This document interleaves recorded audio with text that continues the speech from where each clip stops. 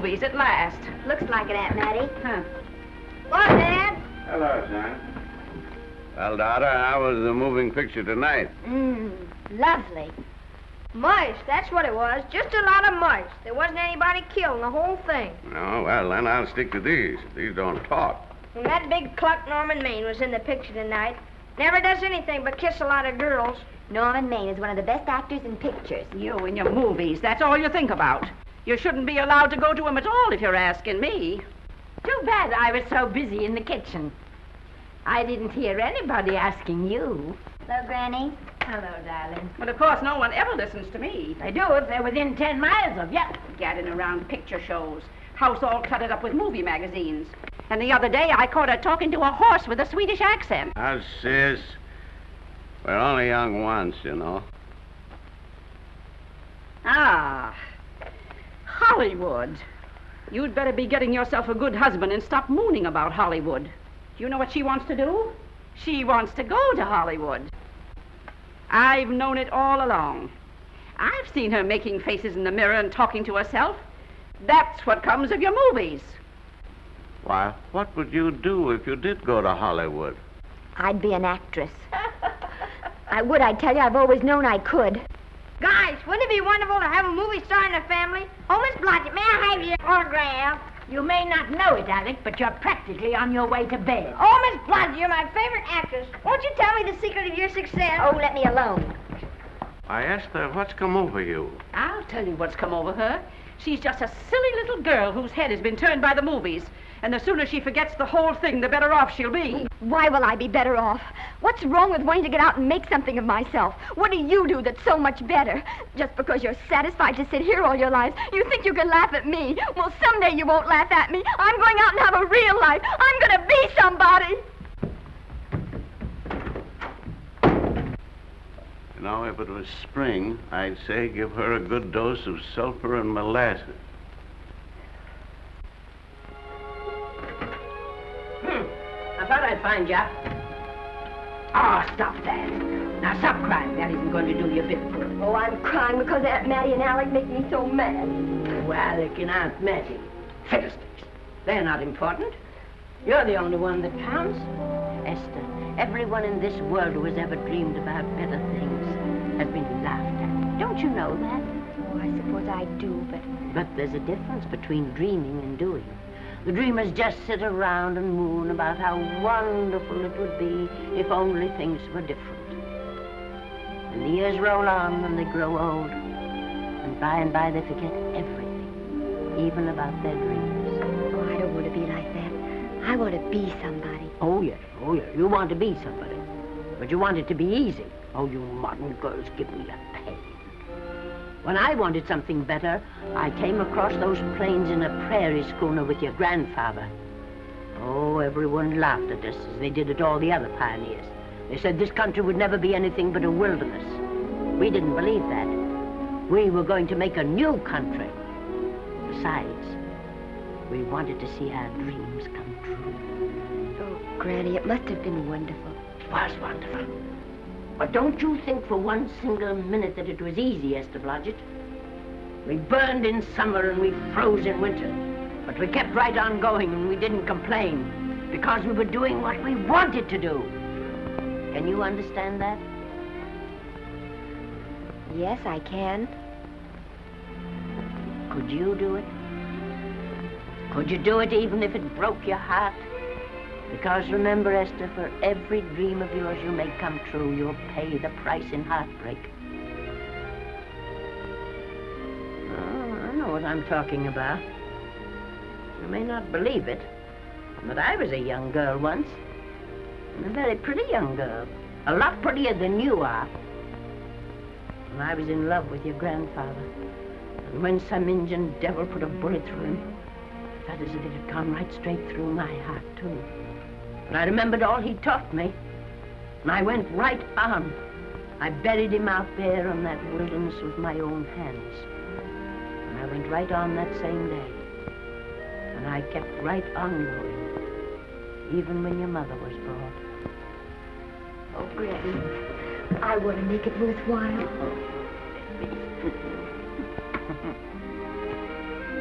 You know, Esther, there'll always be a wilderness to conquer. Maybe Hollywood's your wilderness now. From all I hear, it sounds like it. But if you've got one drop of my blood in your veins, you won't let Mattie or any of her kind break your heart. You'll go right out there and break it yourself. That's your right. Here. Oh, here. Stop that nonsense. Here. Take this and go to your Hollywood. Oh, I can't take your money. Well, why not? It's your savings. Well, I was only saving up for my funeral. Now I don't think I'm ever going to die. Oh, Granny, how can I ever thank you? By giving me your word of honor that you'll never tell a living soul where you got that money. I promise. Remember, if you do, I'll have you arrested for robbing me.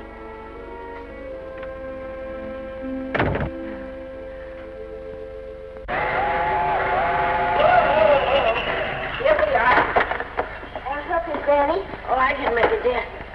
Oh, nice. Cold. I kissed Dad goodbye. Just a little kiss. He didn't even wake up. I bet you didn't try that on your Aunt Mattie. Oh, Aunt Mattie. Think of her face when you tell her. I am thinking about it. I've waited for that chance for 30 years. Here she is, girl. Oh, thank you, Kirby. Good,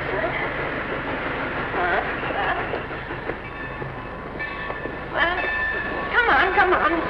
Here's your prairie schooner.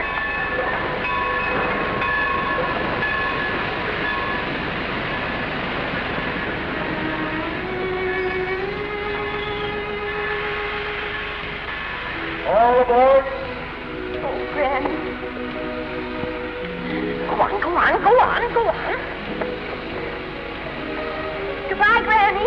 Goodbye. I'll be waiting for you in those movie pictures. Don't tell Mattie. You know, my eyes are not as good as they used to be, but my ears are all right. So you remember, talk up good and loud. All aboard. Bye. Bye. Bye, Granny. Bye.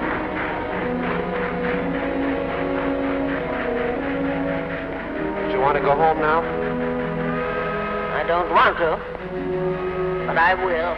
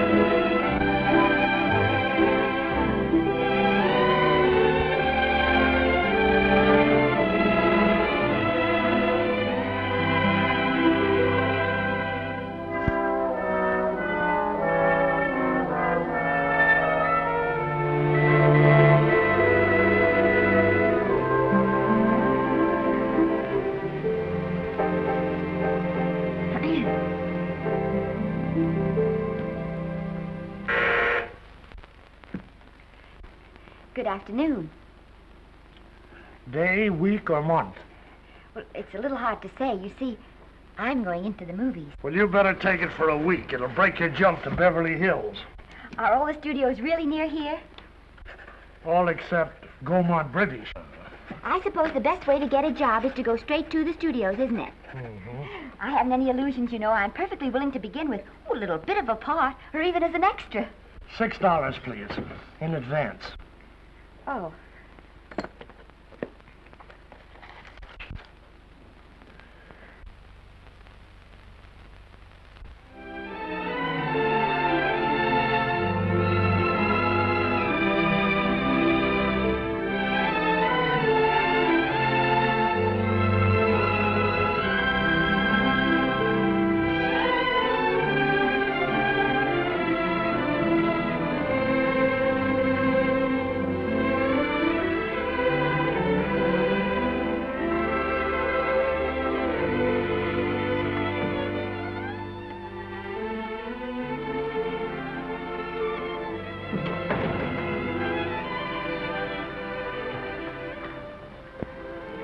I beg your pardon. I'd like to register for extra work. How long have you been in Hollywood? Well, it's about a month now. We haven't put anyone on our books for over 2 years. Come here. I'd like to show you something. Casting, try later, casting, try later, central, try later, central, casting. Every time you see one of those little lights flash, it's somebody asking for a job. Every time you hear them say, try later, it means there isn't any job. You can't keep the girls at the switchboard long. They go crazy. Every one of those little lights thought it was going to be a star. You still want to go in the movies?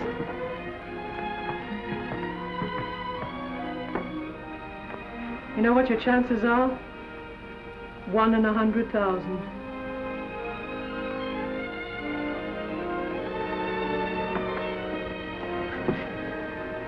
But maybe I'm that one.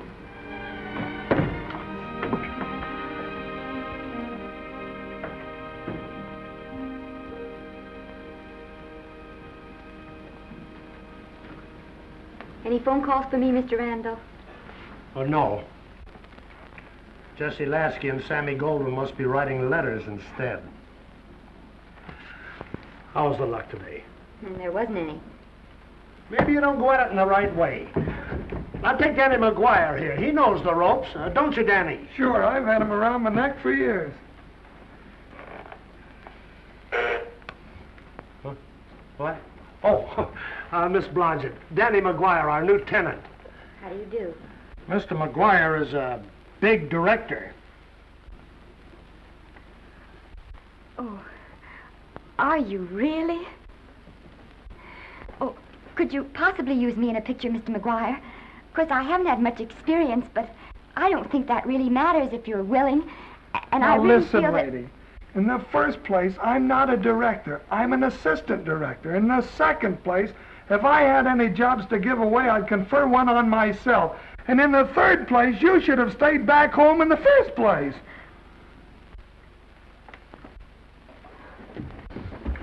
Oh, now look what you've done. Hey, wait a minute. Hey, don't be that way. Don't do that. Gosh, I didn't mean to get tough, but a guy thinks he's being kidded when somebody asks him for a job and he hasn't got one for himself. After all, I'm not a big enough shot to hurt your feelings. I'm sorry. It wasn't just that. It was a lot of things. Looking for a job every day and never getting any nearer to it. I guess I was beginning to get a little scared. I know. Lady, do I know. Well, there's only one thing to do for that feeling when you're tired and sunk and down to your last nickel. Come on and I'll buy you a drink. Well, it's not as bad as down to the last nickel. I've still got $11 left. $11? You're going to buy me a drink. Come on.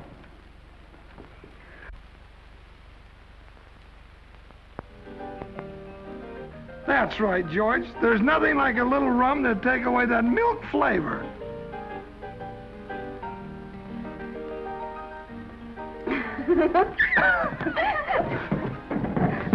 I beg your pardon. Certainly.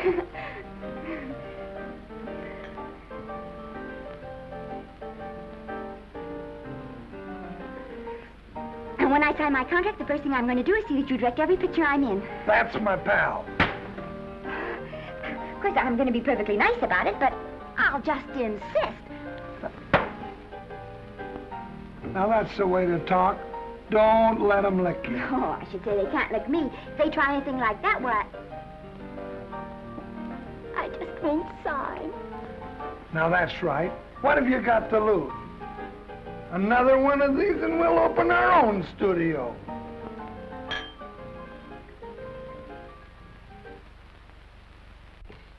Bill rendered $24. Past due. Remit without further delay. Me.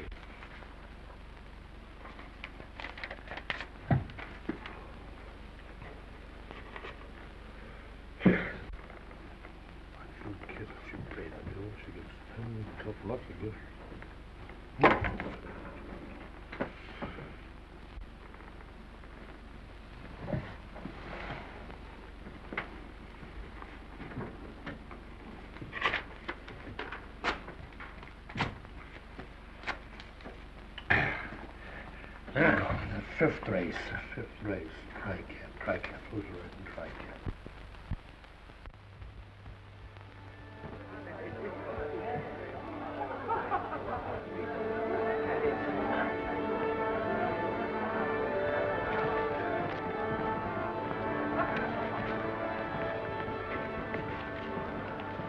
Hey, the program's going to be swell tonight. Now, you take this fella Beethoven. I'm a pushover for him. And Chopin, well, he's not so dusty either. But I kind of wish that once in a while they'd play something you could sort of go out whistling, you know, like Blood on the Saddle, Blood on. Well, there's a tune. Hey, why don't you throw your hat in the air or something, can't you? This is a celebration. My job starts tomorrow. I know it does, and I think it's swell, Danny.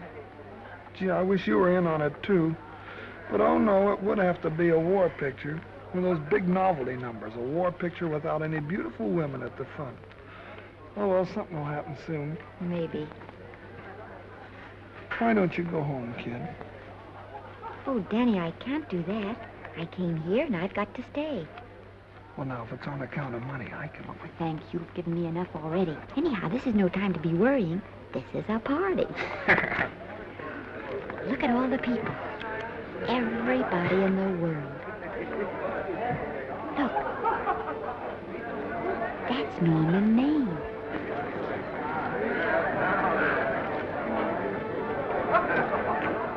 And he seems to have had that one extra cocktail.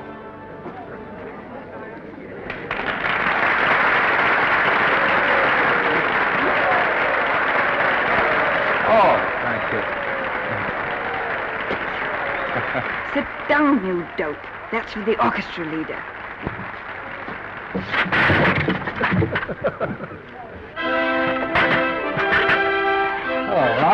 Hello, Norman.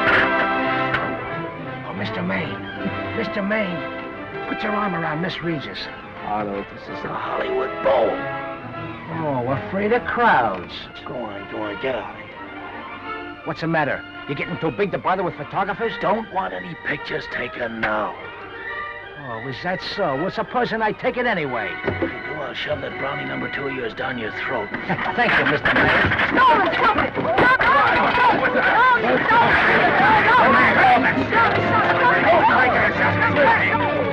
Take it easy, Mr. Just calm down. Normie, come back and sit down. Everybody's laughing at you.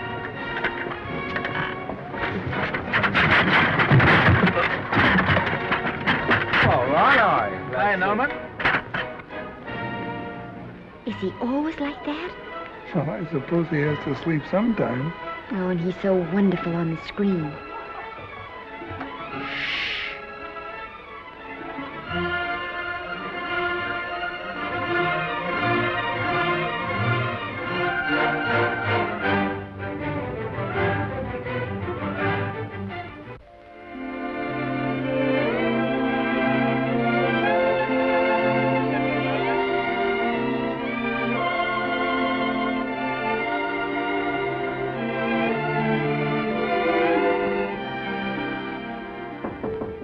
Come in. Danny, what's the matter?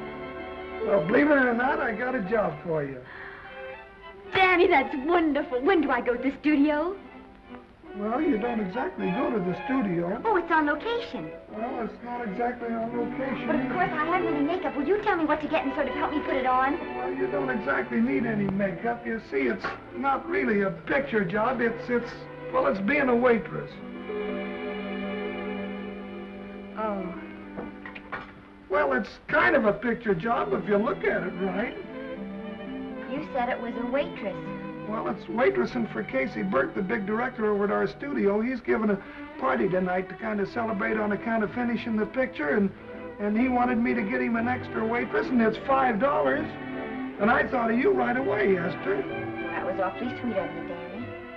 Well, there's going to be a lot of big people at Burke's house tonight, and I'll bet you there's any number of big directors, and if you're there, maybe they'll notice you. I could make them notice me. Sure you could, Esther. It's your chance. My chance. All right, Daddy, I'll do it. Oh, but I can't. I haven't got the right things to wear. To wear? Oh, here. Now, you don't think the wardrobe department's right next to my office for nothing, do you? A perfect fit.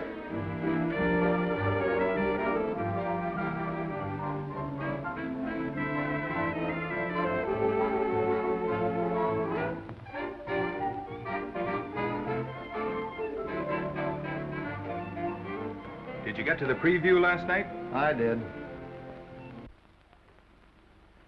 Would you like a little hors d'oeuvre? They are very nice. Oh, thanks. Well, what did you think of the picture? They should have saved it for Thanksgiving. What a turkey.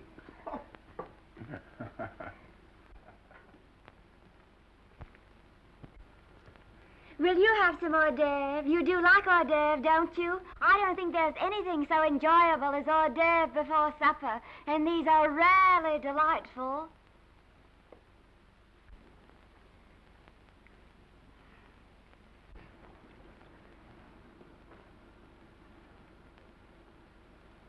And at the finish, the kid turns around and sings the lullaby to its mother.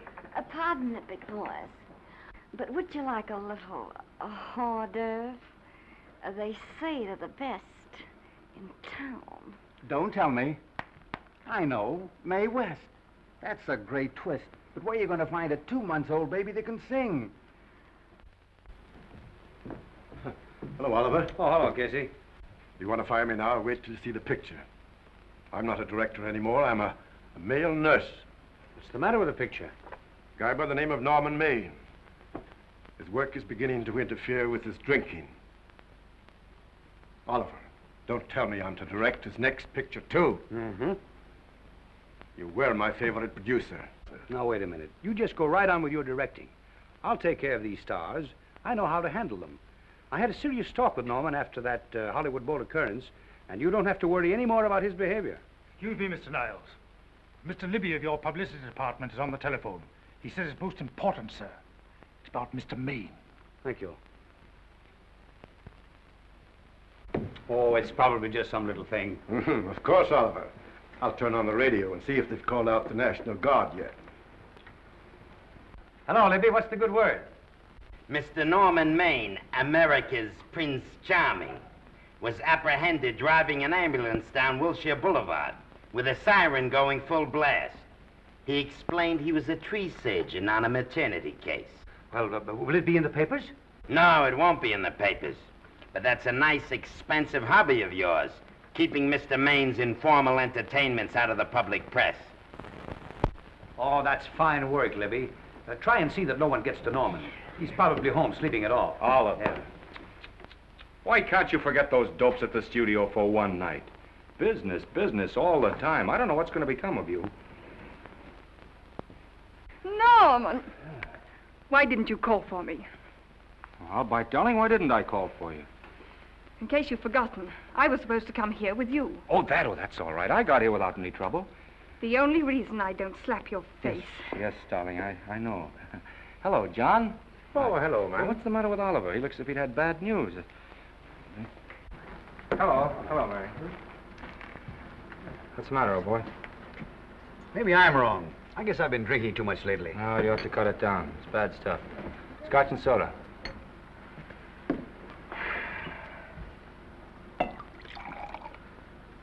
Come on. The word, you know, is pronounced when. Bad dialogue, Oliver. I'd rather not watch this. You know best. Soda. Thank you. Oh. Go ahead and say it. I've got it coming to me. Don't make it tougher on me, Norman. I don't want to stand here and preach, but take a look at my side of it. I'm trying to make pictures with you. I know.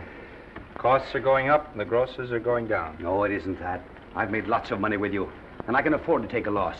But I hate to see you going the way of so many others. Why don't you get Lloyd's to insure you against me? You can't get insurance against a man forgetting who he is. You're a great star, Norman, but there's nobody so big that he can afford to have people refuse to work with him. Who doesn't want to work with me? You... Quiet. Listen, I know plenty of people who do. Yes, and so do I. But your real friends can't stand seeing you start to fall apart. What do you mean by that? The first signs are always the same. Not being able to remember your lines.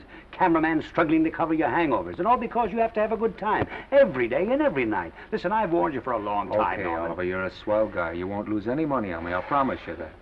I'll be ready for the curtains when the time comes. When it does, here's my epitaph. And now I think I'll have a little drink. Scotch and soda.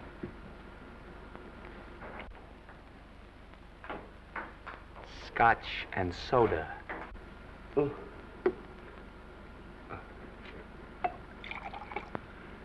Come on.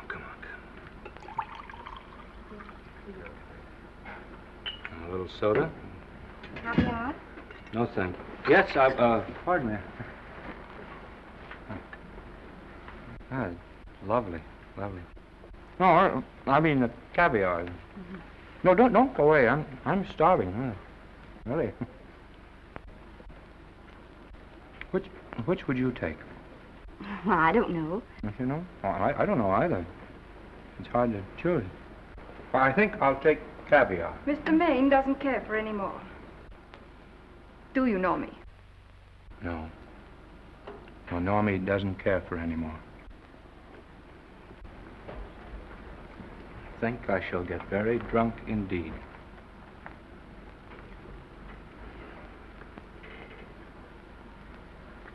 Scotch and soda. Sorry, I have something.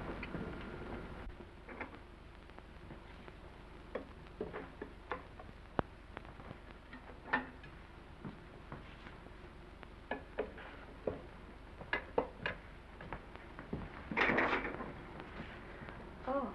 Mind if I help?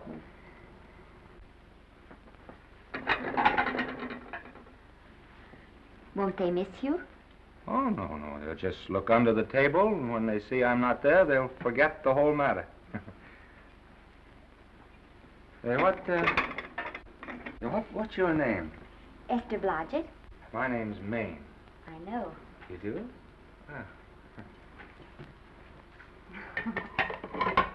What's so funny? I was just thinking about all your fans and how surprised they'd be to see you here helping me put plates away. Oh, they don't know my finer side. They'd be pretty envious of me, meeting you this way in person. Oh, how do you do? Well, tell me, are you disappointed? Yes. Oh, now you've done it. Oh, never mind that. That makes the room look lived in. Tell me, why are you disappointed? I was sitting behind you at the Hollywood Bowl the night you didn't want to be photographed. Yeah. I'm told I crept into many a heart that night. Oh, I can never explain this. You know, you have very pretty hair. You better get out of here. And a sensitive mouth. And a charming little dimple. Precisely why are you here instead of with the rest of the guests? I'm just trying to be helpful. I see. Are you sure there's no other attraction? Well, it might be that my old mania for putting plates away is coming back on me. It's rather odd. I always know where I can find you if there's a pretty girl around. It's not only odd, it's embarrassing. You're being deliberately insulting, Norman. I put up with this for long enough. Dear, don't lose your temper. Remember, we must try to keep the voice low. I know you'll excuse us if we go on with our work.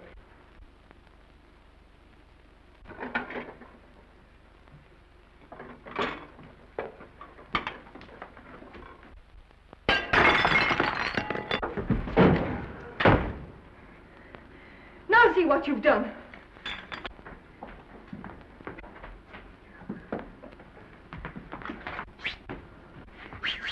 Come here. Help me up. Are you hurt? No more than usual. Come on, the wolves are on us. We gotta get out of here. Oh, I can't. The dishes aren't finished. Oh, yes, they are.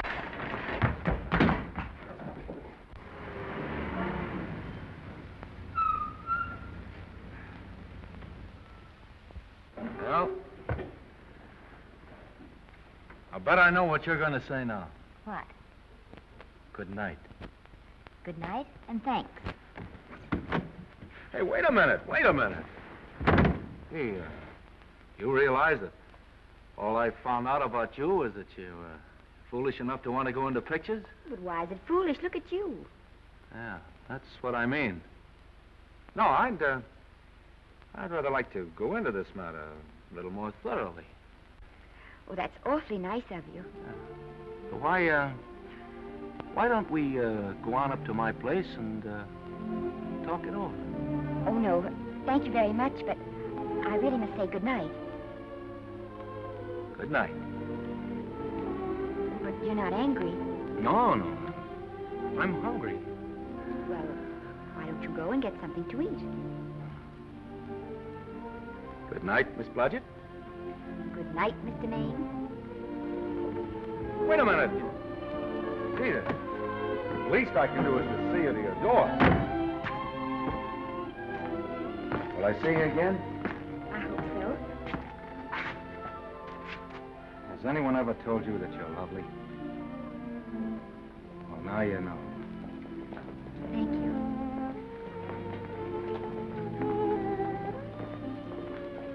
This is hard to say, but I want to say it anyway. You know, on the screen, in private life, you know. But whatever I do, I still respect lovely things. And you're lovely. You understand? Yes, I think I do. And it isn't that bump on the head that's doing this. Well, I'm glad.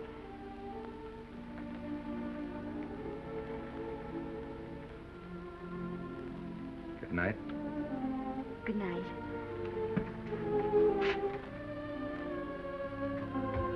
Hey! Do you mind if I take just one more look?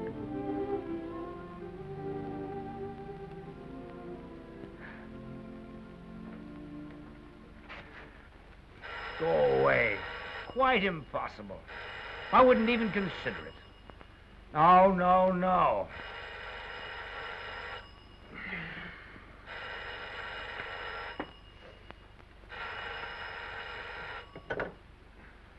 Hello? Who is it? Who? Norman? What have you done now? You're not in jail, are you? Oh. Yes, I see. Oh, it's that again. I see. She's beautiful. Yeah, I know. You want me to give her a screen test? Yeah, certainly. She's got wonderful possibilities. Oh, you know she's got something. Well, you knew all the other ones had something, too. Oh, no. I tell you, Oliver, she's got that sincerity and honestness and a... sincerity and honestness that makes great actresses. Oliver, I am so sure of this girl that I want to take the test with her myself. Listen, Oliver, you've worked hard. You're entitled to a break. You get...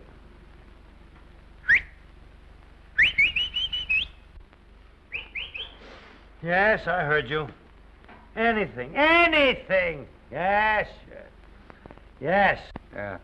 Oliver, look, you try to get a little sleep now, old man. Right. All right, boy. Good night. Let's go. Now tell us.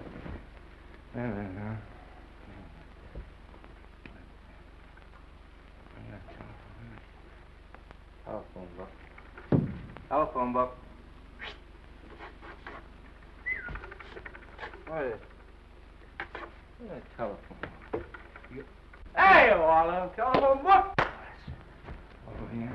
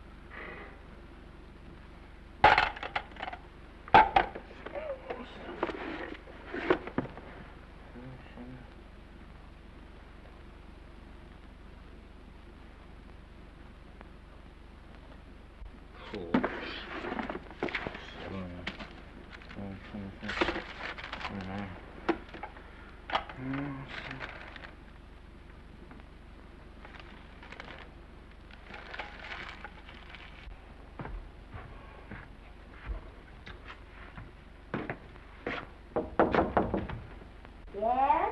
Telephone. For me? Some drunk trying to be funny says he's Norman Maine. Oh, thanks. I'll be right down.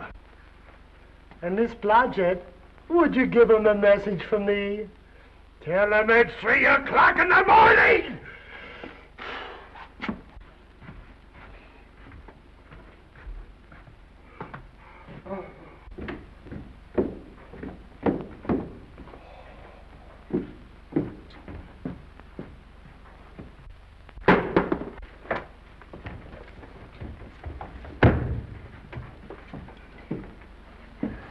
Hello? What?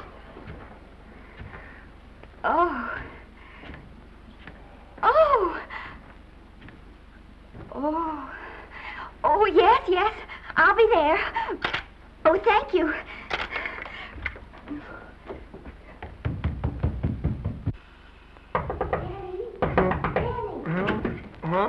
Daddy, what do you think? I'm going to take a test tomorrow, and Norman Main's helping me do it. I'm taking one, too. Garble's assisting me.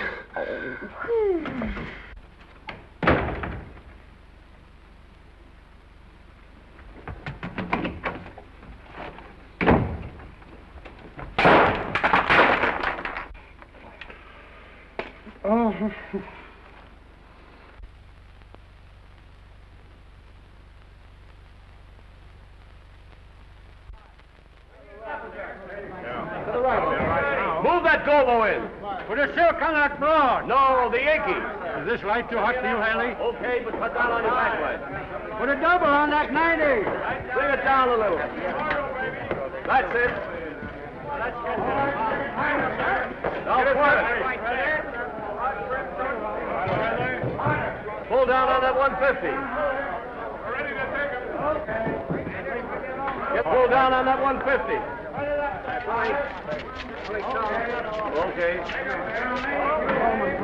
Come here and get this thing. Run it here. Run it.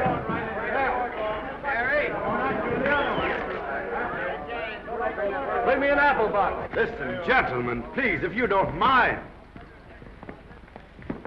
This is just a test. Ready, Mr. Burke? All ready, Mr. Burke. Ready, Mr. Burke?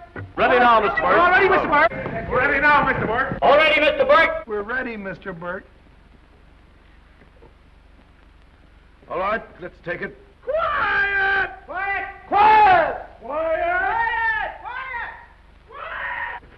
Ready, Norman? Yeah.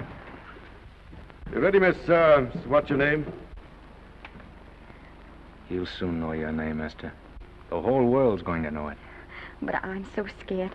Maybe I better not try it today. Oh, come on, now don't be foolish. They all had to go through this. Harlow, Lombard, Myrna Loy, and now Esther Blodgett. All right. I'm ready. This is the take. Roll 'em. Quiet. Hey!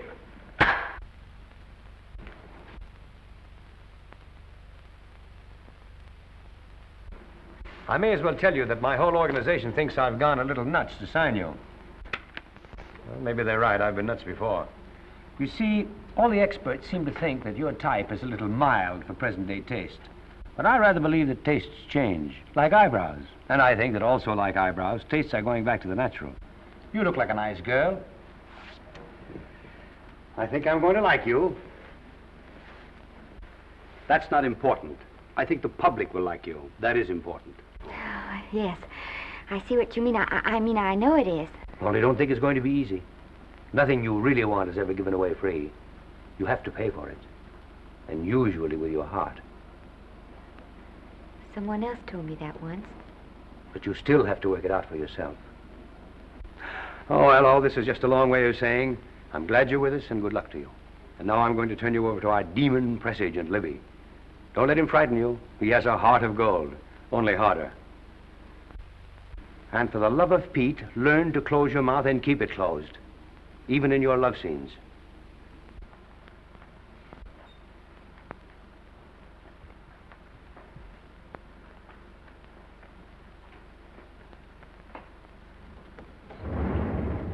Are you a Russian? No, I was born in Fillmore, North Dakota. Oh, no. First saw light of day in a mountain cabin, a trapper's hut, high up in the Rockies. Go on.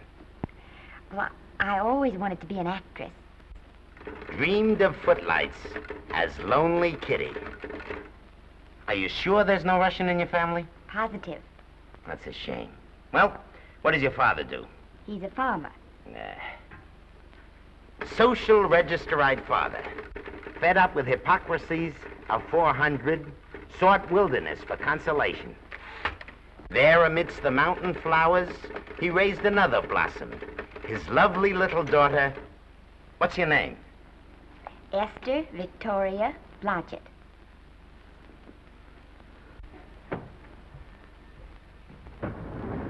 Greatly appreciating your attention in this matter, very truly. Do you know what her name is? Esther Victoria Blodgett. Hey, we'll have to do something about that right away. Esther Victoria Blodgett. Well, that Blodgett's definitely out. Let's see, Esther Victoria, Vicky. How about Vicky? Oh, I think that's terribly cute. Let's see, Vicky. Vicky what? Vicky, pronounced Vicky. See, Esther, Besta, Sesta, Desta, Festa. Oh, that's very pretty. Jester, Hester, Desta, Lester. Vicky Lester. Oh, I like that. Say it. Vicky Lester. Say it again. Vicky Lester. Say it again. Vicky Lester. Say it. Vicky Lester. Say Vicky Lester. Vicky Lester. Vicky Lester. Vicky Lester. Vicky Lester. Flash. Oliver Niles Studio discovers new starlet, a Cinderella of the Rockies. Her name is Vicky Lester. Those who have peeked tell me she couldn't be more divoon. The face of an angel and such natural talents. Her voice is a symphony. Her very walk, they tell me, is enough to drive men mad. Not that way. Get the lead out of your feet. Lift them up.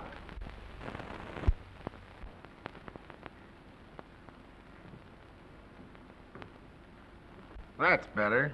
It's terrible, but it's better. The quality of mercy is not strained. It droppeth as the gentle rain from heaven. Cease. Through the mouth, my child, through the mouth. The nose is for smelling roses. Proceed. Does she have to look surprised all the time?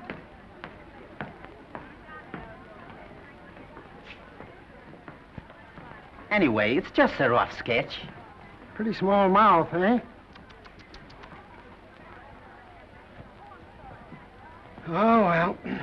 Give her that Crawford smear.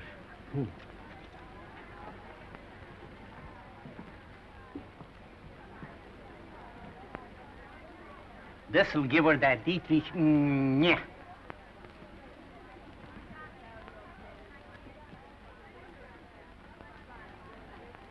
We're on the wrong track. She still looks surprised.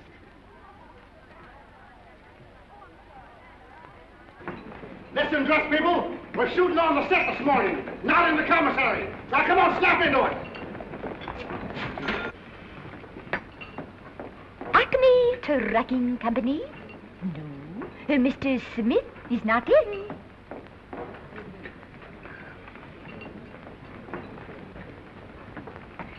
Acme Trucking Company. No. Mr. Smith is not in.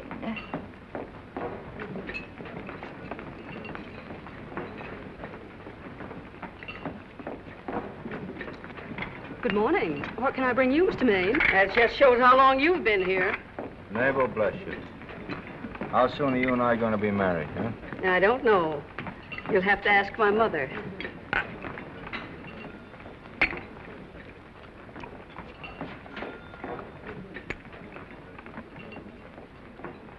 Acme Trucking Company? No, Mr. Smythe is not in. Acme Trucking Company? No, Mr. Smith is not in. Acme? No, Smith ain't in.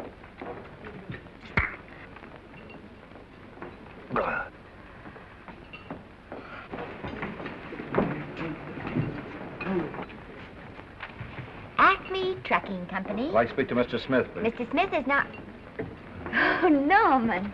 What's all this between you and Smith? I've got a part. It's only one line, but it's in the picture. So it's ambition that made you break that date with me last night. Well, I had to be here so early this morning, and So did I. I had to stay up all night to make it. you've started your picture, haven't you? No, we're still in the testing stage. You can't seem to get the right girl for the lead. Gee, you'd think with all the girls there are that... Yeah, I know, but this one's got to be different. She's got to be little and cute and sweet and intelligent.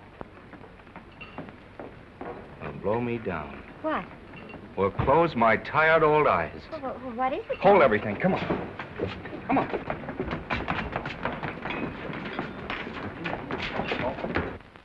And you've been through the whole casting directory. I'll work day and night, Mr. Niles. And I'll work with her, Oliver. And I can be mean or nasty or anything you want, Mr. Niles. If she clicks, Oliver, you've got a star overnight.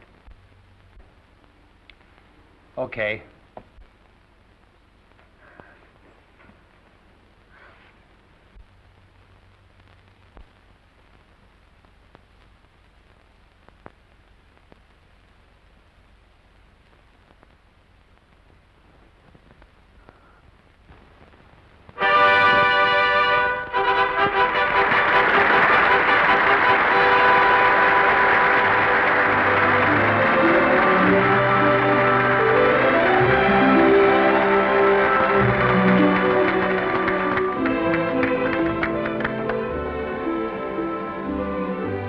At the end of the picture.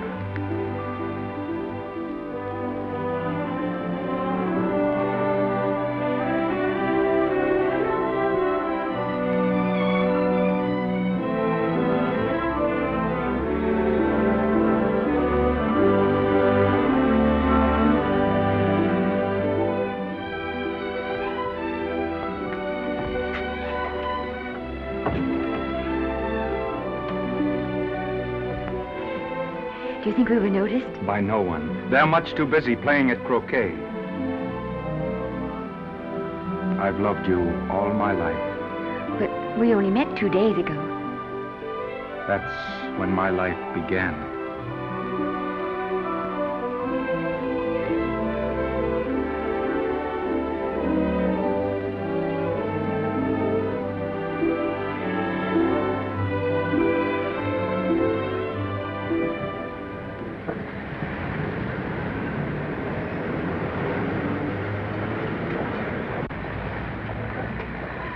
she cute? You know, I think she's the same type I am, don't you? I think she's sweet. Well, it's Vicki Lester's picture, all right.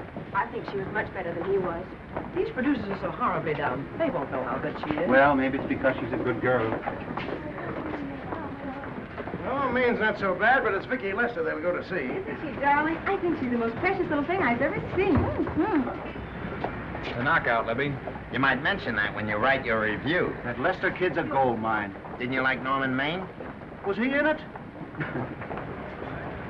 Libby, I'm afraid we have another hit. Huh? It's in the bag, neatly tied up with beautiful pink ribbons. Say, where are Norman and Vicki? I don't know. I thought you had them. I wish they'd come. We're having a party at the Trocadero.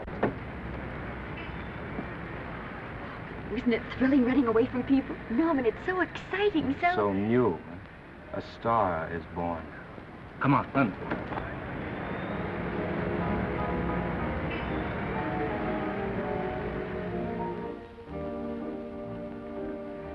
It's wonderful, isn't it? A crazy quilt. Oh. It's a carpet that's spread for you. It's all yours from now on, you know? Come, Esther. You're a success. You'll have everything in the world you want. I hope it'll make you happy. Hasn't it you? But then there was one thing I never had. Lots of times I told myself I'd found it, but I always knew I was lying. Still, I never stopped looking for it. Maybe it'll come. Well, I think it has come, Esther. I only wish it went too late. Oh, but it's not too late. No, you can't throw away your life the way I've thrown away mine and have anything left that's good enough. No. You can. Norman, you can. You mustn't tell me that, Esther. I'm so afraid that I'll believe it.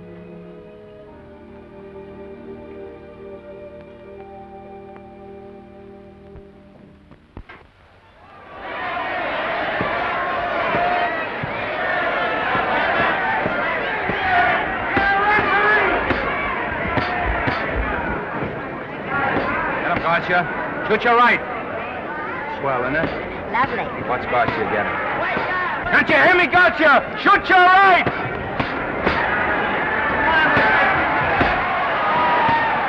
He's down! Garcia got him! Garcia got him! He did, didn't he? Yeah, but he'll be up, though. You like it? Sure I do. You like me? Sure I do. Ooh, that reminds me. Will you marry me? No, thank you. Come on, Garcia, finish him. Why won't you marry him? Well, you're not dependable. Hey, shoot your right! Throw away your money. Break him up in there, break him up. Drink so much. Well, suppose I quit drinking. Yes? Come on, Garcia, shoot the right in there, the right! Suppose I save my money. Yes? There he goes, let him have it! Suppose I became absolutely dependable on all occasions. Yes?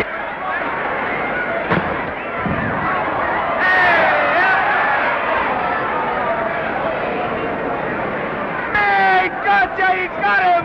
He's got him! He certainly did.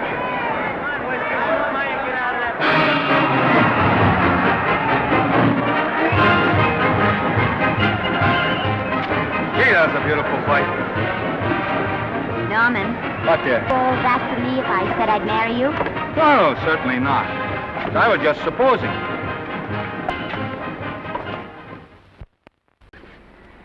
We're going to be married. Guess I didn't read that line right. I'll try it again. We are going to be married. Both of us. Yeah, to each other. What do you think of that? Well, when? Where? Well, we thought we'd elope in the conventional manner. What's the matter? It's trying to decide whether it's good for the studio. Is it? It is. And bless you, my children. When's it going to happen? Oh, we thought we'd just sneak out sometime. We're not telling anyone but you. Listen to this. The screen's ideal romance blossomed into breathtaking reality today when Vicki Lester and Norman Maine, America's dream lovers, slipped quietly through the portals of holy matrimony. How does it sound? Horrible. But you see, we're going to elope. Sure you are. It'll be the biggest elopement this town ever saw. We'll get a tie-up with the Army, have you escorted all the way down to Yuma by 20 of their new bombing planes. Is he going with us? Don't you think we can work this thing out better alone? No sense in bothering the happy couple with all the details. I'll see to it that you get a carbon copy of the whole layout. I can hardly wait. I'm sorry we didn't realize that we were in the way. While you're settling the details, you don't mind if I take this woman out and buy her a ring, do you? Sure, go ahead. We want everything legal. That's a charming match. A nice girl like Vicky. And public nuisance #1. Now, wait a minute, Libby. Norman's all right. And if you'll pardon my pointing, Vicky's business is her own. It doesn't require any comments. I wasn't making any comments. I just said it was a rotten shame. So go ahead and plan the elopement. Oh, that elopement stuff is out. You can't get any scope in that. We're going to have a wedding. Where'll we have it? Customary place, I believe, is a church. Nah, it's been done. This has got to be something big. The beach. I can visualize it. The bridesmaids in bathing suits. 20,000 Santa Monica school children spelling out the word love. It's a novelty, but is it big enough? Why not the city hall? A police escort of every motorcycle cop in town. Sirens screaming, confetti pouring out of buildings like the Lindbergh reception in New York, only on a big scale. What's the matter? Isn't it big enough? And now if any man can show just cause why these two may not be lawfully joined together, let him now speak or else hereafter forever hold his peace. Do you, Alfred Henkel, take this woman as your lawful wedded wife? Will you love, comfort, honor, and keep her in sickness and health as long as you both shall live? I will. Do you, I beg your pardon. Do you, Esther Blodgett, take this man as your lawful wedded husband? Will you obey, serve, love, honor, and keep him in sickness and health as long as you both shall live? I will. Place the ring on her finger. Hurry, please. Now, by virtues of the power invested in me as Justice of the Peace of San Bardo Township, County of Los Angeles, I pronounce you man and wife.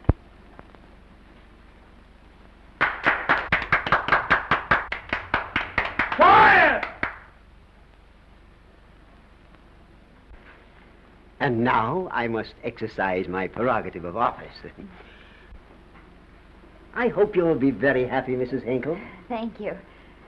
Thank you, sir. Oh, Thank Danny. you very much. Now, if you'll please sign the license. Oh, yeah. You know, Mrs. Hinkle, I can't help but believe I've seen you somewhere before. Oh, really? Well, I believe this is the first time I've ever been in San Bardo. You know, your face is familiar, too, Really? Mr. Hinkle. There you are, sir. Thank you very much. Here's your Thank you, receipt. Sir. Thank you. Goodbye. Goodbye. See you again. Yes, goodbye. No, I don't mean I'll see. Oh. Yeah, I think you got by with it. But it was close. That JP was just beginning to remember where he'd seen us. Well, anyway, we got away from Libby.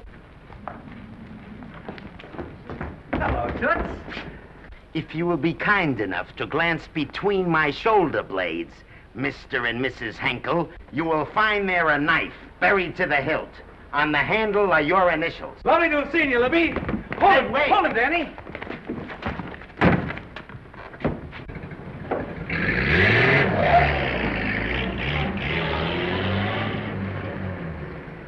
There go a couple of rats I raised from mice. Well, they got a right to get married, haven't they? I haven't got any right to double-cross the public, and I haven't done it yet. Hey! People versus Porky Washington, who is charged with violating Section 600. Young man, you're in contempt of court. Operator, get me the Los Angeles Tribune. I've a good mind to put you under arrest. Wait till I make the score. You wait, too. Tribune, give me the city desk. Johnny, this is Matt Libby. I got a flash for you. Norman Maine and Vicky Lester were married at 2:30 this afternoon. Vicky Lester? Court recess.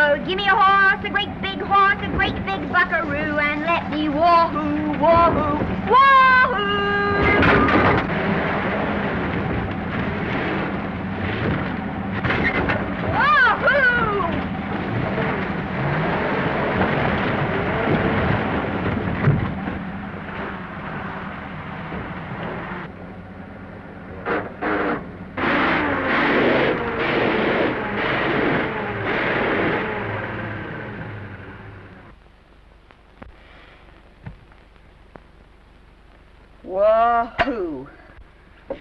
Hey, wahoo.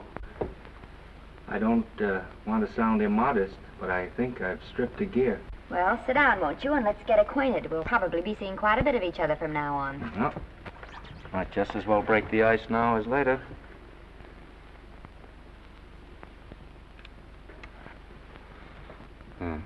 Now we're old friends. Say, have I got time for a shower before dinner? Plenty, if you can find a shower. I never can remember where that thing is. Does it pull out or slide under? Here, I think I can find it. No, it's the linen closet. Here it is. Nice work. Oh, half the time those things are just luck. I'll see if I can disinfect this steak.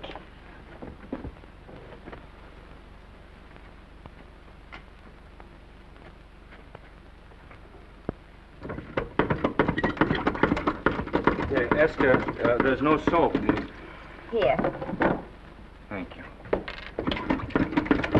Oh, and Esther. Yes, dear? I'll need a washcloth. How are you fixed for cigarettes? And you know I never smoke underwater. Hey, what do I do to make this thing work? Pull that gadget at the top and pray for rain. Well, I can't reach it. I can't get my hands up. If you've gone in there with your arms down, you'll never get your bath. Unless you're a contortionist. Yeah, well, I'm not a contortionist, and don't throw that up to me now. You knew it when you married me. Will you close this door, please?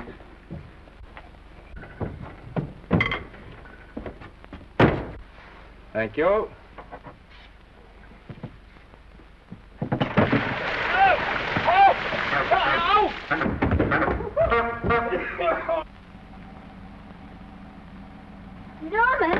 Norman, here comes the car. You got it? Huh? Here, quick. Quick what? Quick, go out and stop them and ask for help. Oh, I'll catch cold. Oh, you'll get warm again. Yeah, don't, dear. They'll recognize me. Now, if you keep your face down, go on. There may not be another car for a week. Well, Howdy, partner. Howdy. Stuck? Yeah, how'd you guess it? Can you get us some help? Well, I reckon not. You know, it's a long way to town. We're pretty busy down at the place. Well, I got to get out of here. I've got my wife with me. Does she like the country? No, and we're short of food. There's a lot of game in them woods. You know, well, my wife can't shoot. Well, you're sure up against it. Sorry I can't do anything for you. Well, wait, listen, I'll be frank with you. I'm Norman Maine. Who? Norman Maine. Well, my name's Judd Baker. Glad to have met you. Well, so long. Hey, wait a minute. Listen, you don't... So you're Norman Maine.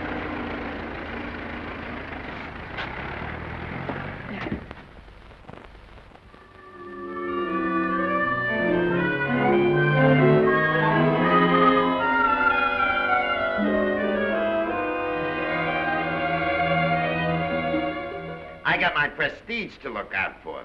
I'm supposed to be the best publicity man in the racket, and they laugh themselves sick when I even try to get a decent mention of Maine. Yes, I know how sensitive you are, Libby, and I don't like to see your feelings hurt. Thanks, boss. Now, Vicky, there's a dish for free space. But if Maine swam across the Pacific, the papers would keep it a secret.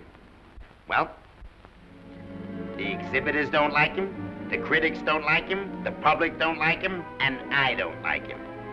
Who likes him?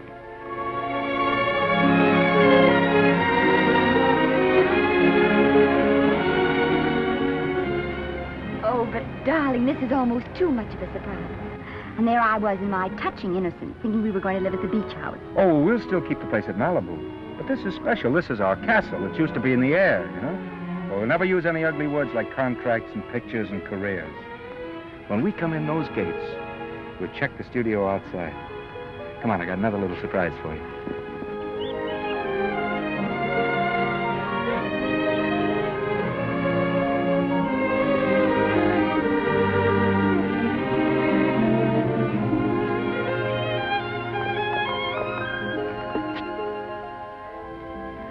Oh, Norman, it's lovely.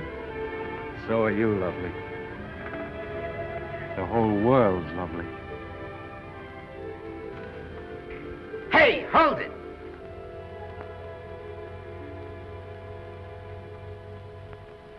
That's it.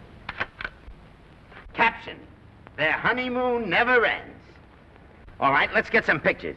Now, if the bride will sit here and the groom stand behind her, we'll have something unique. Now let's go after something different. You sit down and she'll stand up. Pretty radical, isn't it? Yeah, but in a nice way. Okay, Otto, fire. Caption, their honeymoon begins anew. Ah, the producer. Caption, their honeymoon ceases abruptly. Hello, Oliver, glad to see you. No, I'm glad you're back. Thank you. Vicky, how well you're looking. Hello, Oliver. Am I interrupting? Yes, thank you. Just want a couple more pictures. That's enough of both of them. What they're asking for is exclusives of Miss Lester. Alone. Oh, I see. Well, come on, Oliver, let you and me get exclusive. See you later, Vicky. Oh, don't worry, Otto. My camera smashing days are over. They ain't your only days that are over. Oh, hold that, Miss Lester. Gorgeous. Well, Oliver, how's the dividend situation? Very pleasant. I think we'll show $2 million on the next quarter. Oh, good. Smart move of mine to sell my stock, eh? Oh, well, when you need money, you need it.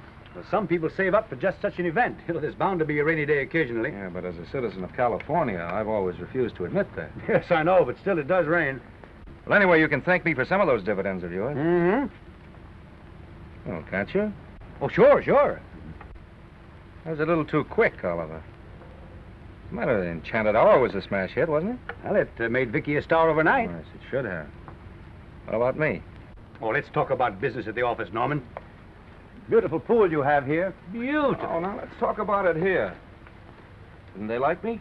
Well, maybe the part wasn't just right. That was the best part of the year. Look, Oliver. Do you think I'm slipping? Can you take it? Yeah, go ahead. The tense is wrong. You're not slipping. You've slipped. Oh, my fan mail's still big. Norman. Fans will write to anybody for a photograph. It only costs 3 cents for a stamp, and that makes photographs cheaper than wallpaper.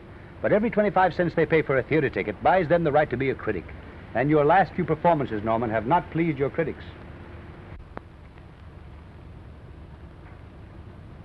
You remember I told you I'd be ready for the curtains when the time came? Here it is. Let's call off the contract, no hard feelings. We're not quitting, either of us. There's no explaining these things. We've all seen how the public turns. Maybe we can turn them back. I've got a swell script lined up for you. About Esther. If you think that I'm going to get in her way... Well, as a matter of fact, as it happens, there's no part in this story for her. I'd more or less planned to star her in a picture of her own, with that young Pemberton opposite her. He's coming along nicely. Good for young Pemberton. All right, Oliver. We'll make a try at it. Let's hope it's not too late.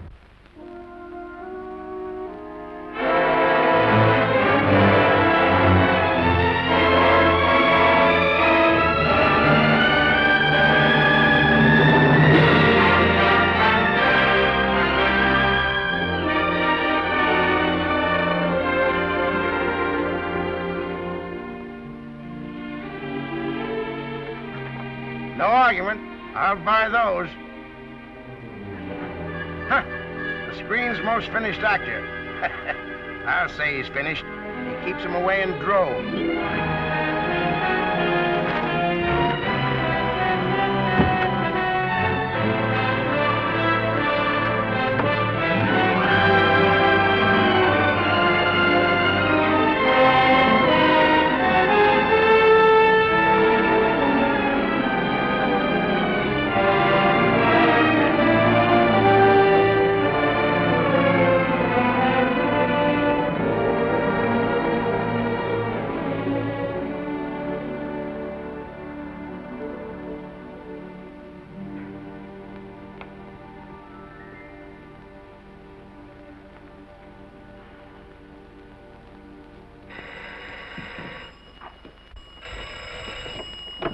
Hello?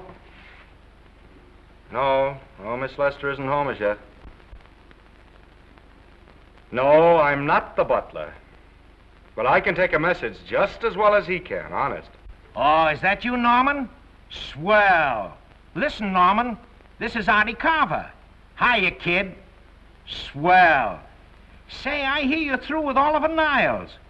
Is that on the level? Oh, please, Artie. I'm not news anymore. Forget it. Say, what kind of a settlement did you make on your contract? Give me a figure so I can do a story on it. There was no money involved. We just called it quits. Okay, I'll fill in my own figure. Say, by the way, I've been trying to get an interview with Vicky for 2 weeks, but she's always busy. How about you giving an old pal a break by speaking to her for me? Sure, I'll ask her.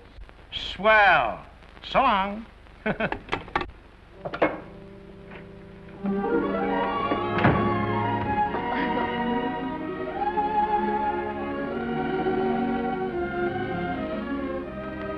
I didn't mean to be late, darling, but Casey wanted All right. You're here now. What's new today? Nothing. Haven't been out of the house. Let's go somewhere tonight. No. You're tired. We'll stay in. I'm not tired, really. Oh, yes, you are. You've got a hard day ahead of you. Anyway, I see so little of you, I'd like to have you to myself. Oh, but it's the servants' night out. We haven't any Yes, we have. I fixed a little snack with my own lily white hands. I'm learning to cook in my spare time. Then I think I'll marry you. Oh, I get it. You want to make an honest cook of me, huh? Comes in on wheels in this joint.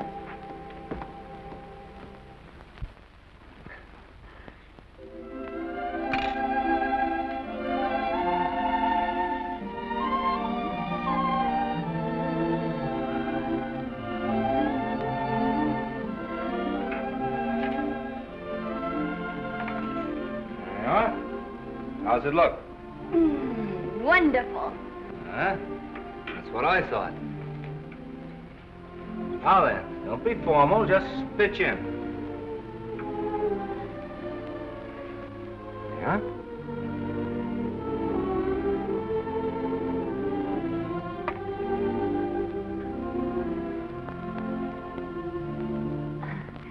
I'm afraid my mouth's not quite big enough. I'll measure it next time and make them to size. A little hard to lift, too. In fact, I think I'll take those measurements right now.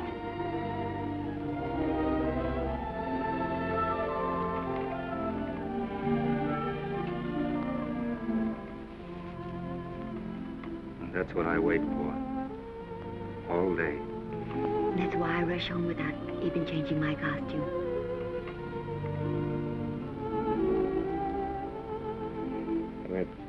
We're forgetting that we're hungry. Would you like a sandwich? Thank you. I still have a little work on this one.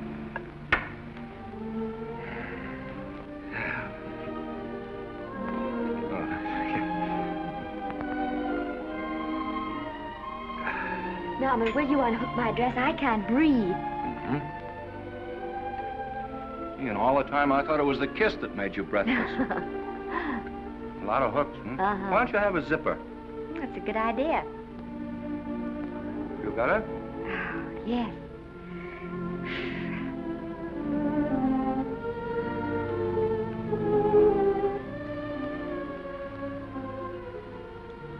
Don't look now, but I think that guy on your left is in love with you.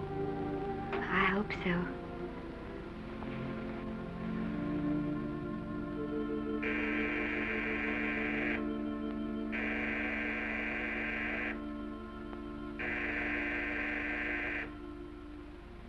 It's the doorbell. Is it? Maybe they'll go away. Oh, I never do at a time like this. Here. Just a minute, dear. I'll be right back.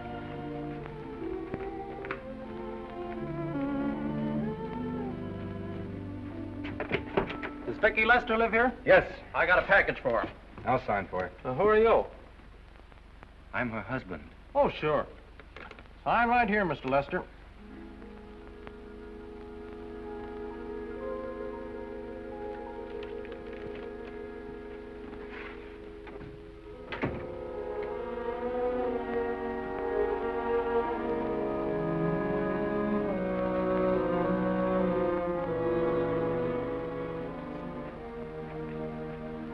Package for you. Oh, by the way, I forgot to tell you, they want you for a benefit to Shrine Auditorium next Wednesday night. I told them I'd ask you. And, Oh, darling, I don't want to hear about that now. Well, you better wait till I finish before I forget them all. The Academy dinner secretary phoned. She wants to know if you want a table reserved for you.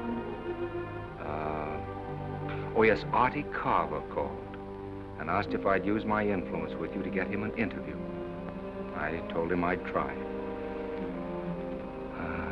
That was all, I think. Oh, Norman, let's don't talk about those things now. We're forgetting the wonderful food you prepared. Well, I'm not very hungry now. I think I'll fix me a little drink, But, Norm...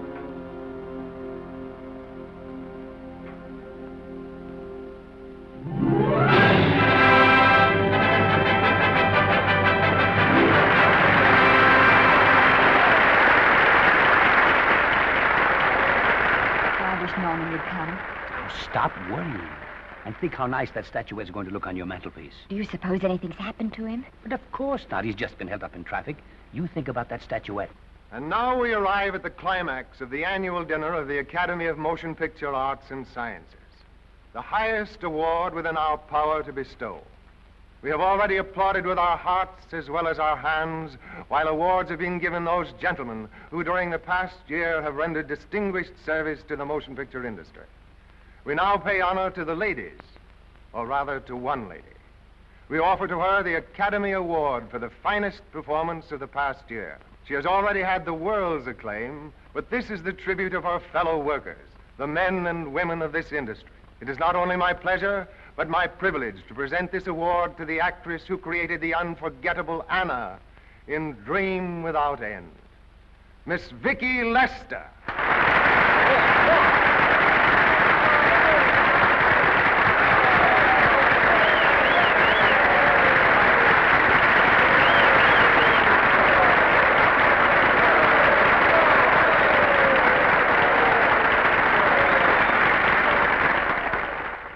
What more can we say, Miss Lester?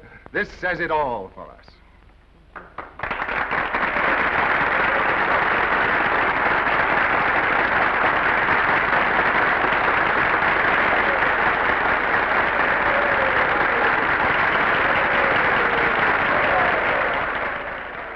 Ladies and gentlemen, when something like this happens to you, and you try to tell how you feel about it, you find that out of all the words in the world, there are only two that really mean anything. Thank you. All I can do is to say them to you from my heart. All I can do is to keep on saying them. Hey, that's fine. Oh, this thing. That's a very pretty speech, my dear. Very pretty. You said the right thing. I want to be the very first one to congratulate you on that valuable little piece of bric-a-brac. Now I want to make a speech. Gentlemen of the Academy and fellow suckers, I got one of those once for a best performance. They don't mean a thing. People get them every year. What I want's a special award, something nobody else can get. I want a statue for the worst performance of the year. In fact, I want 3 statues for the 3 worst performances of the year, because I've earned them. And every single one of you that saw those last masterpieces of mine knows that I've earned them. Libby, start the music. What I'm here to find out is, do I get them or do I get them? Now answer yes or no.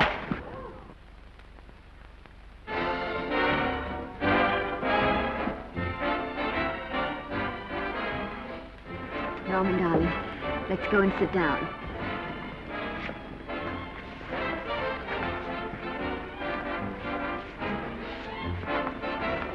Come on, Norman, sit to that. Glad to see you, Norman. Hello, Norman. Hello, Norman.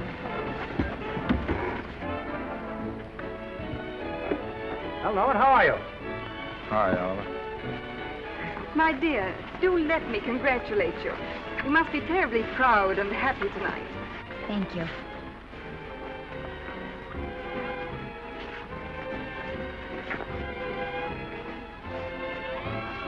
somebody give me a drink.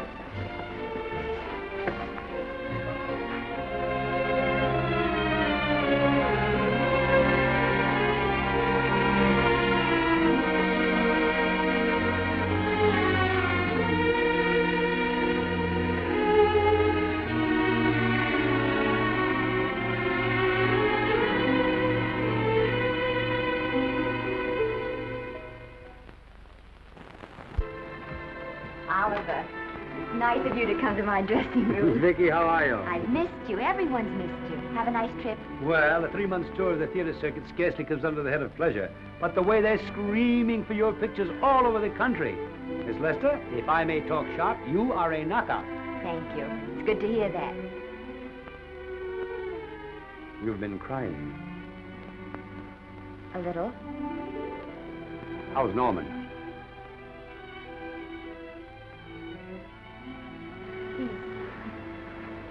Well, he's trying awfully hard, Oliver.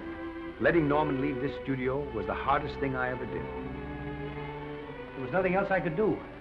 I know. Has he been... Is he all right?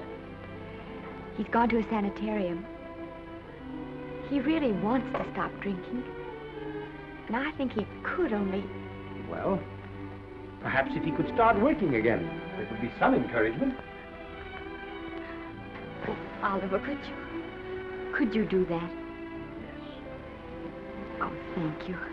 But he mustn't ever know I told you. He won't know, and you mustn't worry.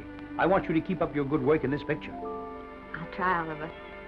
That's the one thing I can do for you.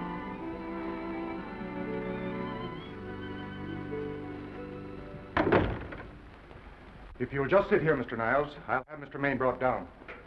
Thank you. Brought down.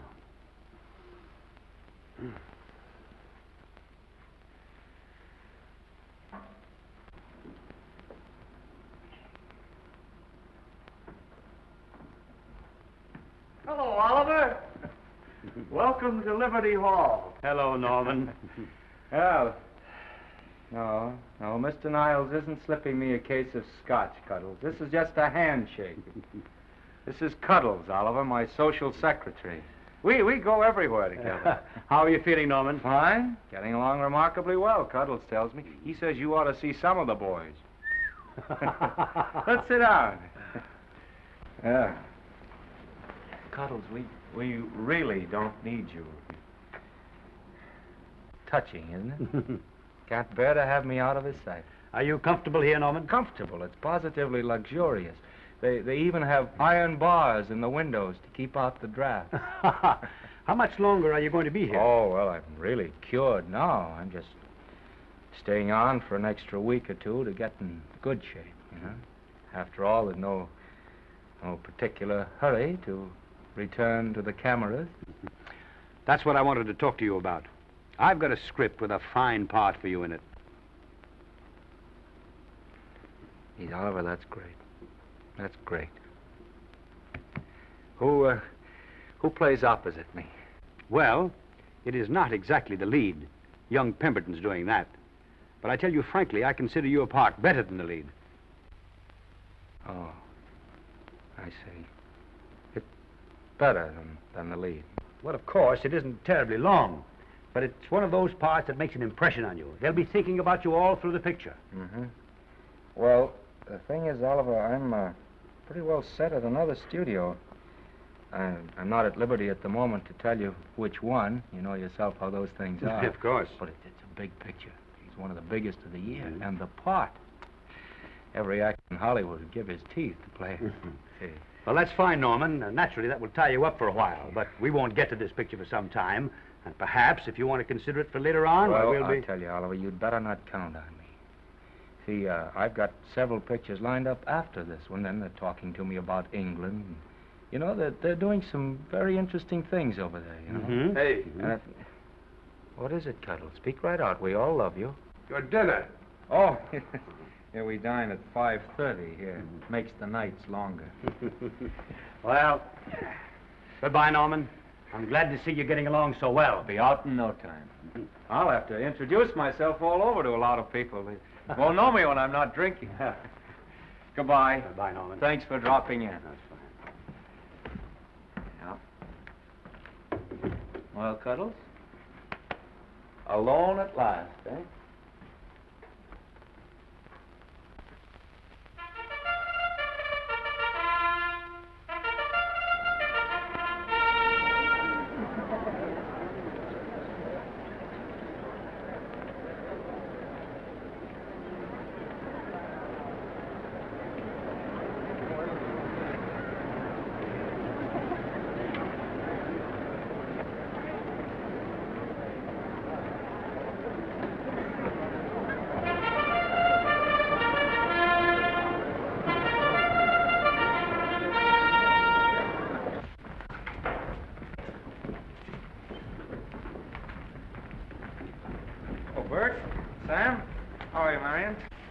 Hello. Hello.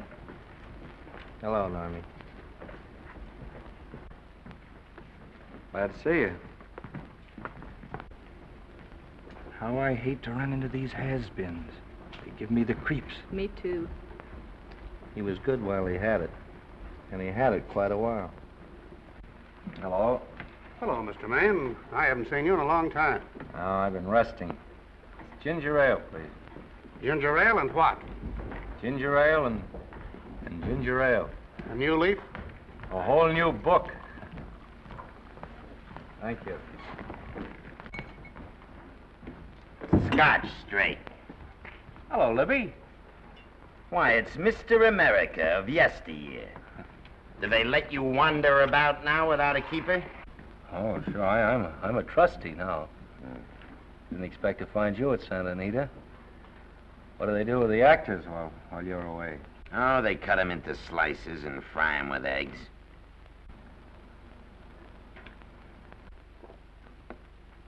I suppose you'll be here all the time, now that you've retired from the hurly-burly of the silver screen. Well, we're living down in Malibu now, and pretty lonesome with Esther away working all day. Well, I wouldn't squawk about that if I were you. It's nice to have somebody in the family making a living. Oh, wait a minute, Louie. I don't want to forget that we're friends. Friends, my eye. Say, listen, I got you out of jams because I had to. It was my job, not because I was your friend. I don't like you, and I never have liked you. Nothing made me happier than to see all those cute little pranks of yours finally catch up with you and land you on your celebrated face. Where do you work, baby? Always wait till they're down, then kick 'em. I don't feel sorry for you. You've fixed yourself nice and comfortable. You can live off your wife now. She'll buy you drinks and put up with you even though nobody else will. We're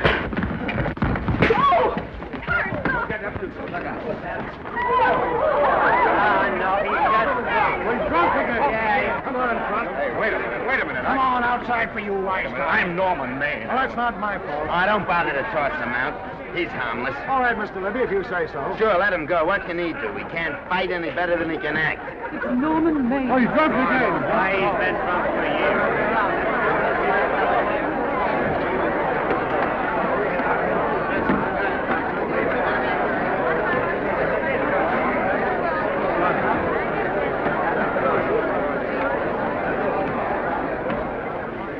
Give me a scotch. Double. Leave the bottle here.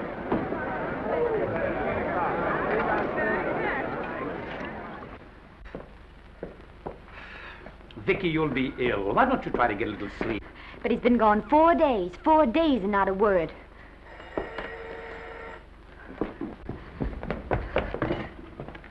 Oliver, I can't. I just can't. Hello? No, this is Oliver Niles speaking. What? Where? Thank you. What is it? Nothing, nothing. Oliver, tell me. He's in the night court. He's been arrested on a drunk charge. Now, he's all right. He isn't hurt. I'm going right down and get him out. I'm going with you. Vicky, it isn't any place for you, and if it gets in the papers, What do there'll I be... care about the papers? I'm going with you.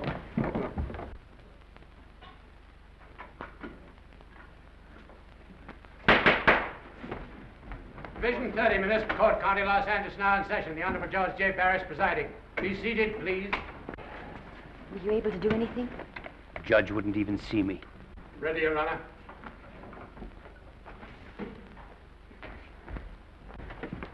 I want to advise you that you're entitled to be represented by counsel, to be confronted by the witnesses that may testify against you, to compel witnesses to attend on your behalf to a public and speedy trial by the court or by a jury, and the right to be admitted to bail. Call the first 5.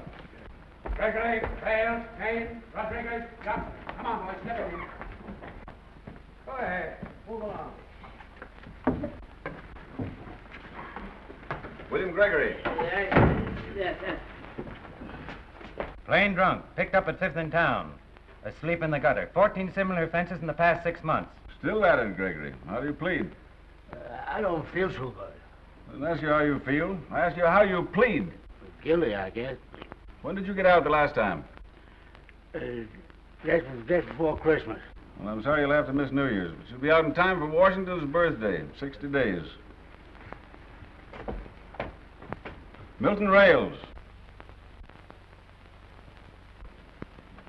Plain drunk, picked up on Brooklyn Avenue, given treatment at receiving hospital, then removed to jail.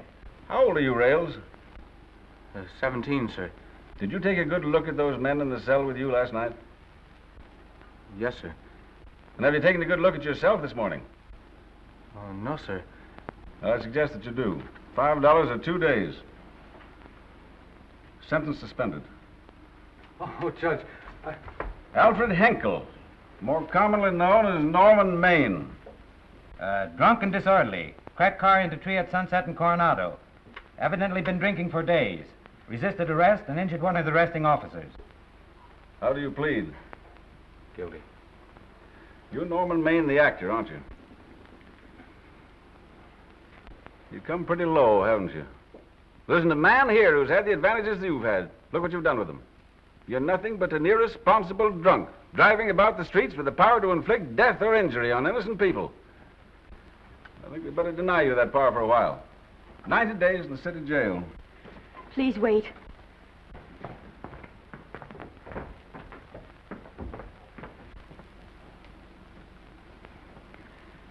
I'm his wife. Yes, I recognize you, Miss Lester. Please, Judge. I promise you this won't happen again. I'll be responsible for him. If you just won't send him there. You realize that this man, when drunk, is obviously a menace to public safety? And you realize, too, Miss Lester, the responsibility you'll be assuming to this court and to the Commonwealth? I do. Sentence suspended. Prisoner remanded to custody of wife. Thank you. You can get him at the jail entrance, madam. Jose Rodriguez. Plain drunk, picked up at 1st and Main, 2nd offense. How do you plead?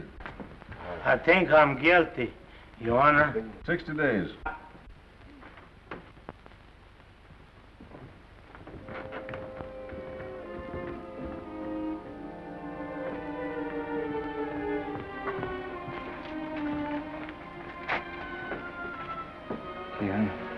I'm so tired. Hold it, Mr. Maine, for picture. Oh, no. What about a statement for the press? Oh, no, please.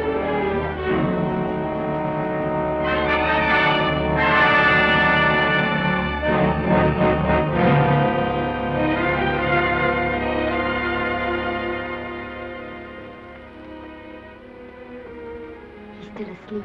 He's been asleep nearly all day. It's the best thing for him. It's awful to see this happen to someone you love. And know in your heart that it can't get any better. I only know that all I can do now is stay with him and try to help him. So will I. And between us, we'll take care of him. You're very fond of him, aren't you, Oliver? And I'm very fond of both of them. Then I know you'll understand what I have to tell you. And after what happened last night, I think you already know what it is. I can't do any more pictures. I'm going away for good with Norman. But you can't do that, Vicky. You're at the very peak of your success. And you've worked so hard to achieve it. That's what's been wrong. Oh, I've thought it all out. Maybe if I hadn't been away from him so much, last night and what went before, it wouldn't have happened. Oh, I know it's too late to think about that now, but it may not be too late to go away with him and start over somewhere. It's your life you're giving up, Vicky. so I can try to give Norman back his. Can you honestly tell me I'm wrong to do it? No, Vicky. I cannot honestly tell you that. Then there'll be no more Vicky Lester.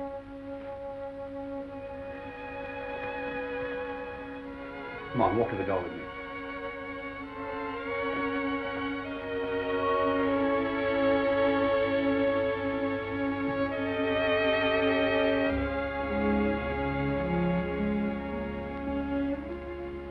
Goodbye, Vicky Lester.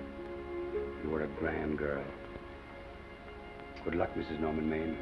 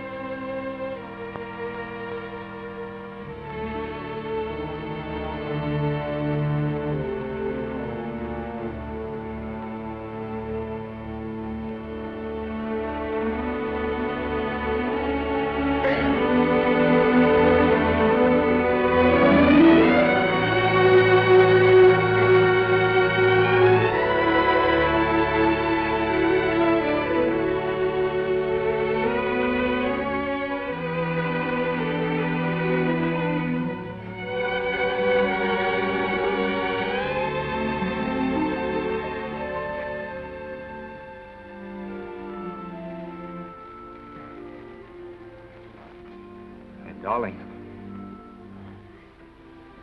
this is Maine coming in to apologize again. I'm sorry, dear, but it isn't you. What other troubles have you got? None. I was just playing a scene with myself. Now look, I'm just coming out of the jitters and you're just going into them. This is a swell household. Isn't it? I'll tell you what we'll do. I'll promise to brace up if you'll go on the wagon. I guess I have been drinking too much. You know what I'm going to do? I'm going to be an athlete. You mean with great big muscles and everything? Well, roughly speaking. Gonna join the YMCA? It costs too much. And I'm going wading out in our front yard. Now? Sure. Would you like me to go with you? Sure, if you'd like to. No, me. I don't think I will. It might spoil this beautiful, natural wave. Yeah, I guess that's right. But, darling, look, could you have a hot toddy, some hot soup for me when I come back? Some hot soup? Yeah. And I'll make some of those nice sandwiches. Norman, do you have to?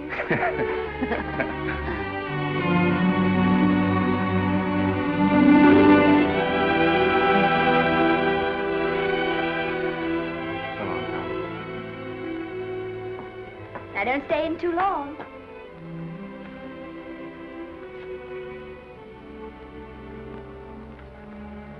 Hey! You mind if I take just one more look?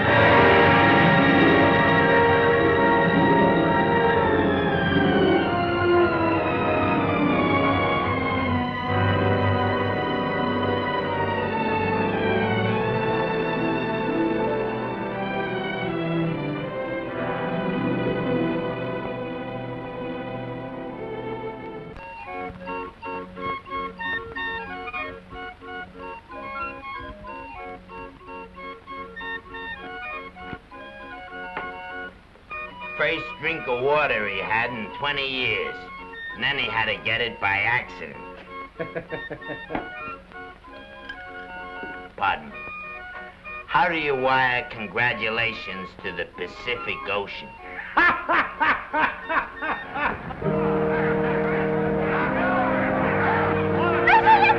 Oh, you can't see her face! Hello, Vicky.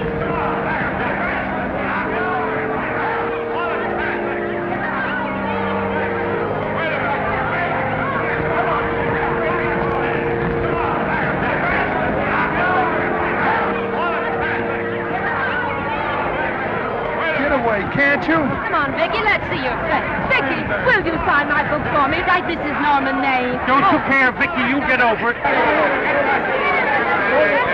Stand back, can't you? Don't you cry, dearie. He wasn't so much.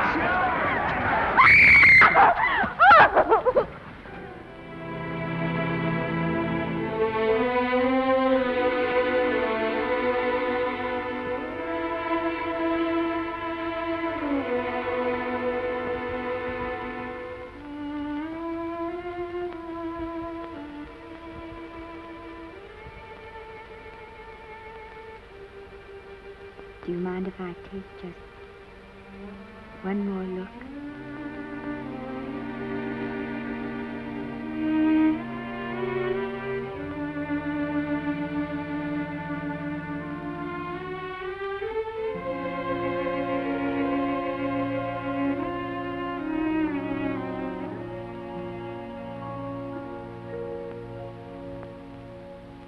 Here are the paychecks for the servants' graves. You'll find a very nice bonus in each one. Miss Lester asked me to thank you for your kindness and service. If there's anything I can do for the little lady, I should be glad to do it. She would appreciate your attending to the closing of the Beverly Hills house. Put down those trunks.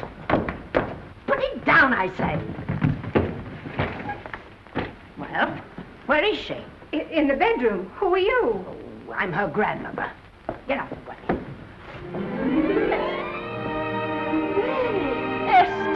Granny, darling. Oh, I'm so glad to see you. What made you come? Oh, I know when I'm needed. Now get out of here. Go on, get out of here, all of you. I want to talk to my granddaughter alone. I came just as quickly as I could. But I'm going home. I sent you a wire yesterday.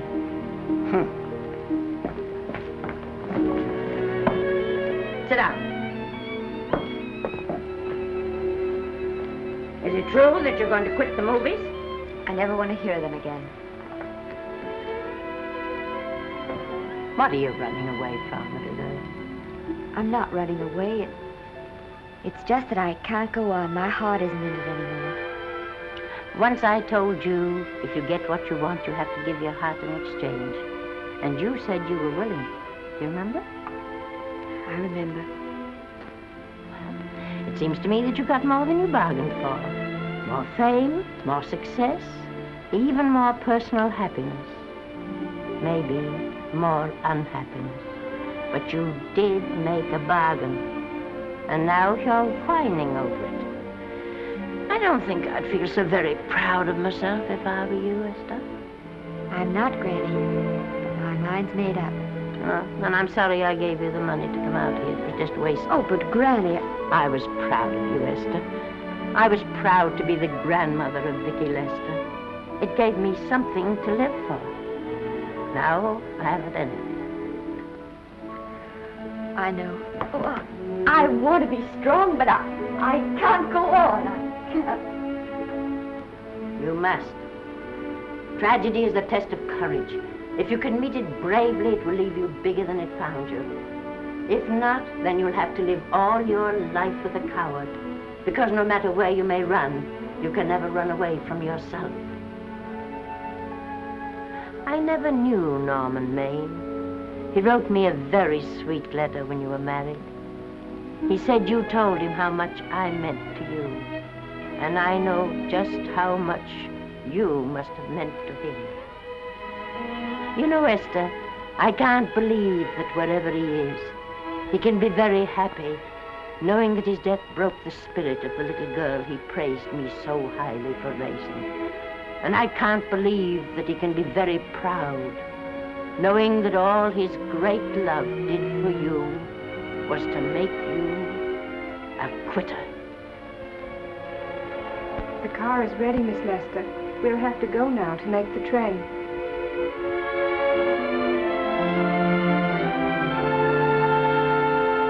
Put the car back in the garage.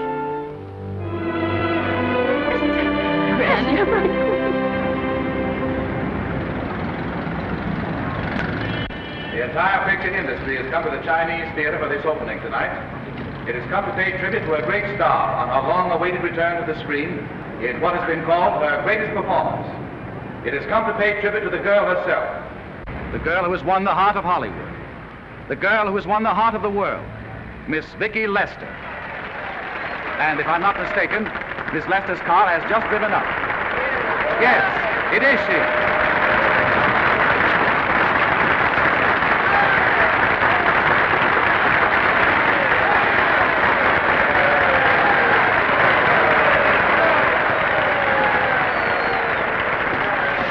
This doesn't scare you too much. I scare very slowly, young man. Big smile, folks, please.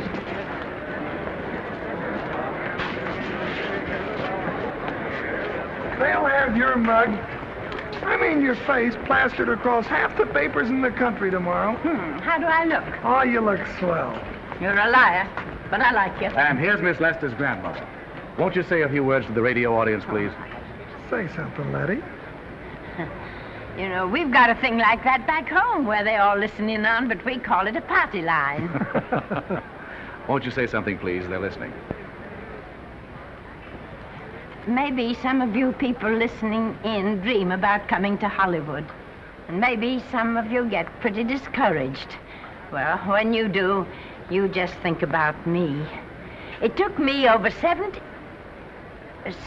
years to get here, but here I am. And here I mean to stay. Thank you very much.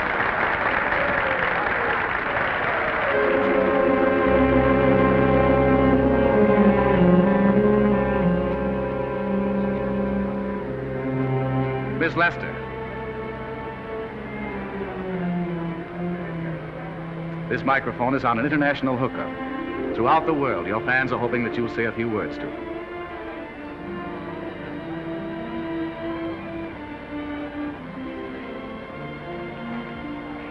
Hello, everybody. This is Mrs. Norman Maine.